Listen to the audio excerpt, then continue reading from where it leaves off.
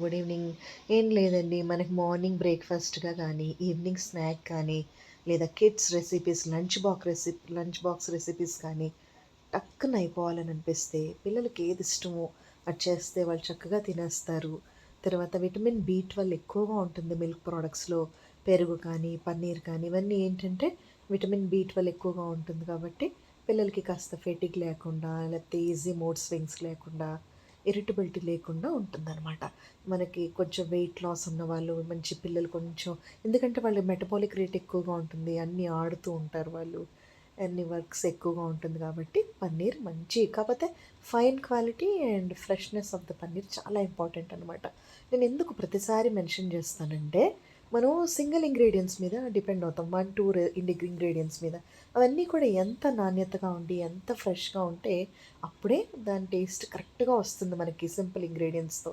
ఏంటండి మాకు రెగ్యులర్‌గా తెలిసి బ్రెడ్ టోస్ట్ అట్లా కాదు. నేను కొన్ని యూజ్‌ఫుల్ టిప్స్ చెప్తాను. తప్పకుండా మీకు తిన్న తర్వాత డిఫరెన్స్ తెలుస్తుంది.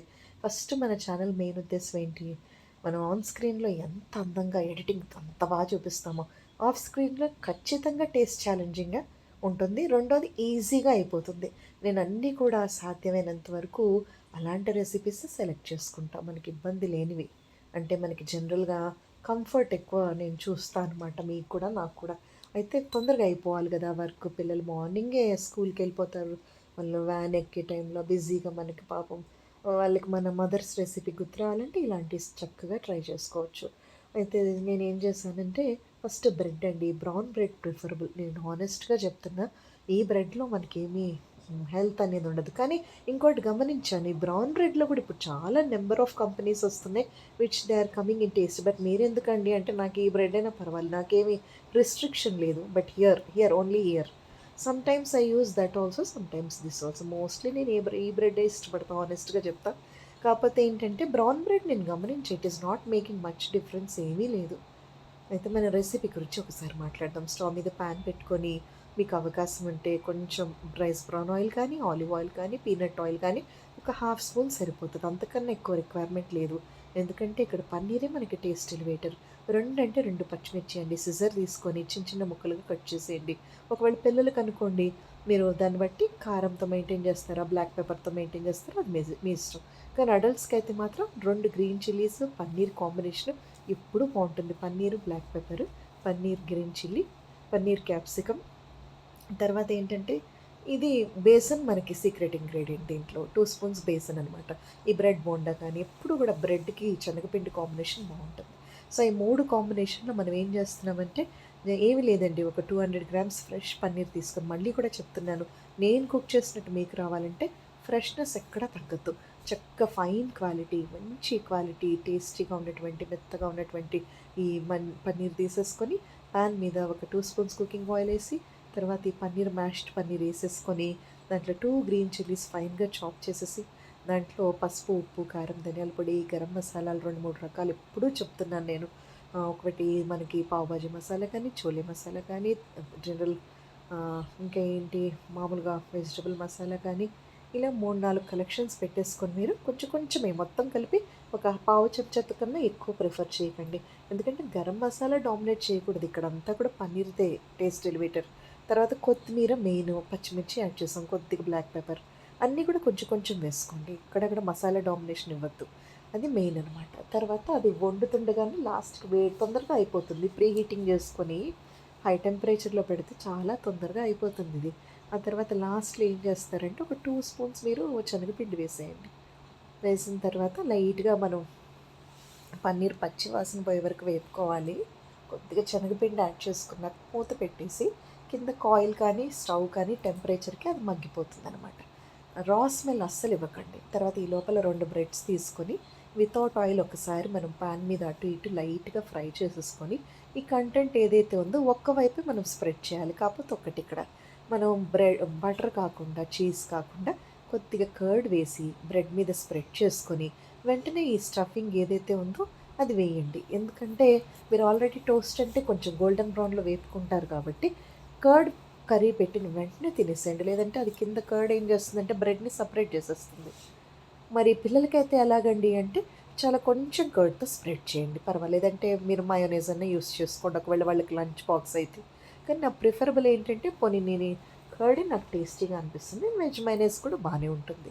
లేదంటే మనకి ఇప్పుడు శాండ్విచ్కి ఏవో ఒకటి వస్తున్నాయి కదా రకరకాలు కాంబినేషన్స్లో, ఈ కుకుంబర్ అని, క్యారెట్ అని, ఈ వివా కంపెనీ వాళ్ళవి మంచి మంచివి ఏదన్నా అంటే ఆ కంపెనీ నేను మెన్షన్ చేయట్లా. లేదండి ఆర్టిఫిషియల్ ఏమీ వద్దు అంటే ఇలా ప్రశాంతంగా కర్డ్ వేసేసి మనం మేనేజ్ చేసుకోవచ్చు. అదొకటనమాట. దీనికి కాంబినేషన్గా ఐస్ క్రీమ్ కానీ, ఫ్రూట్ జ్యూస్ కానీ వాళ్ళకి ఏది ఇష్టమైతే అది. సమ్మర్ కాబట్టి నేనైతే ఈవినింగ్ గ్రీన్ టీ కాస్త పసుపు కొమ్ముతో చేశానులేండి. అది health point of view turmeric and ginger honey and green tea sachet కొద్దిగా మొరింగా లీవ్స్ వేసి వేడి వేడి టీతో చక్కగా ఈవినింగ్ నేను అలా తిన్నాను. మీకు కూడా ఎలా కంఫర్ట్ అయితే కప్ కాఫీ కానీ ఏదో ఒకటి మేనేజ్ చేసుకోవచ్చు. ఇలా కాంబినేషన్స్ బాగుంటాయి అన్నమాట ఇంట్రెస్టింగ్గా. తర్వాత ఈ పన్నీర్ కర్రీ మనకెప్పుడు కూడా బుర్జీలాగా చాలా బాగుంటుందండి. పన్నీర్ బుర్జీ చాలా టేస్టీగా ఉంటుంది. మన వెజిటేరియన్స్ వాళ్ళకి ఎట్లా అంటే ఎక్కువగా పన్నీరు, శనగపిండి ఇవన్నీ కూడా మంచి టేస్టీలు పెట్టేస్తే రాజ్మా తీసుకోవచ్చు, శనగలు కూడా తీసుకోవచ్చు. అవన్నీ లెగ్యూమ్స్ కింద మళ్ళీ అది సపరేట్ అనమాట. అయితే ఒక్క హంబుల్ రిక్వెస్ట్ ఏంటంటే ఇక్కడ మనం చక్కగా స్ప్రెడ్ చేసి ఒకవైపే ఉంది కదా, మనం ఒకదాని మీద ఒకటి శాండ్విచ్ లాగా పెట్టడం లేదు ఇక్కడ. రెండోది ఓవెన్లో కన్నా టోస్టర్లో కన్నా మనకి శాండ్విచ్ మేకర్ల కన్నా ప్యాన్ మీదే నచ్చుతుంది. కర్డ్ ఎస్పెషల్లీ కర్డ్ ఉన్నాయి. క్యాప్సికమ్ కర్డ్ కానీ లేదా ఒకటి సింగిల్ ఆనియన్ కర్రీ కానీ లేదంటే ఒట్టి టమాటా కర్రీ కానీ మనం వితౌట్ బటర్ అండ్ చీజ్ కూడా హెల్తీగా ట్రై చేసుకోవచ్చు. ఏంటండి బటర్ అండ్ చీజ్ తినకూడదా అంటే తినచ్చండి, ఇట్స్ అప్ టు యూ. అదైతే నేను జనరల్గా చెప్తున్నాను. అది వేయకపోయినా అన్నీ వేసి వండినప్పుడు ఎంత టేస్టీగా ఉంటుందో ఇంగ్రీడియంట్స్ తగ్గించి మనం వండినప్పుడు కూడా అంతే టేస్టీగా ఉండాలి. అదే మన ఛానల్ యొక్క ముఖ్య ఉద్దేశం అనమాట. So you try this one, okay. అట్లా మనకి ఏంటంటే సారీ అది ఇట్ ఈస్ ఆల్రెడీ 10 o'clock కదా. నేను ఈరోజు ఎలాగైనా వీడియో అప్లోడ్ చేద్దామని ఇచ్చేస్తున్నాను. ఇక్కడ వరకు దీని కంటెంట్ గురించి చెప్పేశాను. మనకి యాంటీ ఆక్సిడెంట్ రిచ్ ఫుడ్ అక్కడ మొరింగా అది ఫ్రీ రాడికల్ ప్రొటెక్షన్ ఎప్పుడు చెప్తున్నాం కదా. బాడీని డిటాక్సిన్స్ చక్కగా lungs and liver sorry not heart అండి, తప్పుగా అనుకోవద్దు. లంగ్స్ అండ్ లివర్ డిటాక్సిఫికేషన్ ప్రాసెస్కి బాడీలో ఫ్రీ రాడికల్స్ ఏవి కూడా ఇన్వైట్ చేయకుండా అవన్నీ బయటకు వెళ్ళిపోవడానికి అనమాట. టాక్సిన్స్ అన్నీ చక్కగా మొరింగా చాయ్ కానీ లేదు అంటే గ్రీన్ టీ, ఇవన్నీ గ్యాలిక్ యాసిడ్ రిచ్ ఫుడ్, జింజరాల్ ఉంటుంది, కుర్కుమిన్ ఉంటుంది, టర్మరిక్లు, ఇవన్నీ డిఎన్ఏ డ్యామేజ్ అవ్వకుండా చక్కగా ప్రొటెక్ట్ చేస్తూ ఇమ్యూనిటీ బూస్టర్స్ అనమాట. This is one process you can check in the live also when I'm preparing I uploaded, okay. And తర్వాత ఏంటంటే ఇక్కడ ఒక 2 థింగ్స్ మీరు అందరూ కూడా అవకాశం ఉంటే మన వీడియోని ఫస్ట్ నుంచి లాస్ట్ వరకు తప్పకుండా చూడండి. One favour you can do for me, if you're busy also just put it on అనమాట. వీడు అలా పెట్టేసి మీరు మొబైల్ మీరు వింటూ పని చేసుకోవడము లేదా అట్లా ఉంటే లాస్ట్ వరకు చూస్తే మనకి వాచ్ అవర్స్ కొంచెం బెనిఫిషియల్గా పెరుగుతాయి అనమాట. అప్పుడు నేను ఎక్కువ వీడియోస్ చేయగలుగుతాం మీకోసం. నాకు ఏమైపోతుందంటే మీరు ఎంకరేజ్ చేయకపోతే నాకు ఆ వీడియో ఏదో ఒక ఫ్యూ మినిట్స్లో ఉండడం, నాకు ఎక్కువ వాచ్ అవర్స్ నాకు షార్ట్స్లో వచ్చేస్తున్నాయి. మీరు వీడియోలో నన్ను స్ట్రెంథన్ చేస్తేనే కదా నాకు ఇంట్రెస్ట్ వస్తుంది. ఫస్ట్ మీద అర్థం చేసుకోండి. ఎందుకంటే ఇయర్ అంతా చేసిన తర్వాత లాస్ట్లో వాళ్ళు 2 పాయింట్స్లో మానిటైజేషన్ అవ్వలేదు అంటే ఇట్స్ ఆల్రెడీ 1 year మనం వర్క్ చేసాం దీంట్లో, ఇది సెకండ్ కమింగ్ ఇయర్ కదా. అయితే ఇప్పుడు జస్ట్ చెక్ చేశాను weather I can reveal this one or not, I don't know, but I'm telling you honestly. ఏదైనా ట్రాన్స్పరెంట్గా చెప్తూ వస్తున్నాను మీకు. ఇక్కడ ఒకటి ఏంటంటే జస్ట్ ఇప్పుడే చెక్ చేశానండి, చాలా రోజులు అయిపోయింది. 60 daysలో 735 వాచ్ అవర్స్ వచ్చాయి మనకి. ఎంత హ్యాపీగా అనిపించిందో. ఎందుకంటే లాస్ట్ ఇయర్ మొత్తం ఇయర్ అంతా కలిపితే 360 కూడా లేనట్టున్నాయి వాచ్ అవర్స్. ఉన్నాయేమో నేను గమనించలేదు, కానీ అంత ఎప్పుడో వచ్చినట్టున్నాయి. ఇయర్ ఎండింగ్లో 700 అబోవ్ ఉన్నట్టున్నాయి లాస్ట్ ఇయర్. ఇదైతే ఫ్రెష్గా ఉంటుంది అనమాట. March 17th నుంచి ఇప్పుడు మనకి ఈరోజు మే వరకు, అంటే ఈరోజు ఇచ్చుండడు, జస్ట్ 2 days బ్యాక్ ఉందేమో అది. నేను ఎలా పెట్టానంటే 60 days అని పెట్టి చూశాను వాచ్ అవర్స్. 735 వాచ్ అవర్స్ వచ్చాయి. అండ్ సబ్స్క్రైబర్స్ కూడా 735. భలే కోఇన్సిడెన్స్ కదా. వీళ్ళిద్దరూ నాకు ఇప్పుడే మనకి లైవ్లోకి వచ్చాక వస్తున్నాయి. కొంచెం వాచ్ అవర్స్ బాగా క్విక్గా పెరుగుతున్నాయి. అందుకే ఏదో ఒక టాపిక్ తీసుకొని నేను మాట్లాడుతున్నా ఈ మధ్య. మీరు విన్నా వినకపోయినా నేను అదే చెప్పాను. మనము మెసేజ్ కాలం కనుక అన్బ్లాక్ చేస్తే ఎవరో ఒకళ్ళిద్దరి గురించి నేను డిస్టర్బ్ అయ్యి మాట్లాడేసి మిమ్మల్ని బాధ పెడతా. అలా కాకుండా మన వర్క్ ఓరియంటేషన్ కదా. మన వర్క్ ఛానల్ 10 మందికి హెల్ప్ అవుతుంది, వాళ్ళు కూడా యూటిలైజ్ చేసుకుంటున్నారు. సబ్స్క్రైబర్స్ చాలా బాగా న్యాచురల్గానే వస్తున్నారు. కాకపోతే try to give response to certain foods also. నేనేమంటానంటే go through my previous videos and shorts. We had plenty of recipes మంచి మంచివి ఉన్నాయి. టేస్ట్ ఛాలెంజింగ్ ఒకసారి వెళ్ళి చెక్ చేయండి.